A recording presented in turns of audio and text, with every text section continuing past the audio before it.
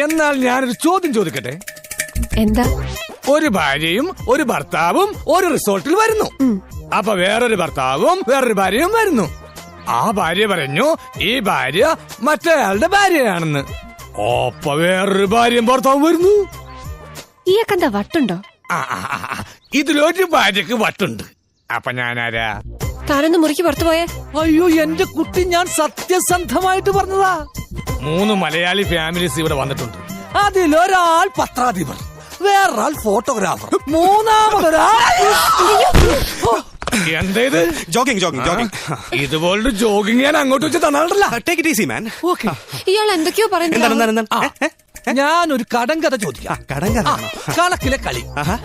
3 ഭർത്താവിന് 2 ഭാര്യ, 2 ഭാര്യക്ക് 1 ഭർത്താവ്. ഈ കഥയ്ക്ക് ഉത്തരം ചൊല്ലുവാൻ പോരാമോ? ഇല്ലെങ്കിൽ ഇല്ല.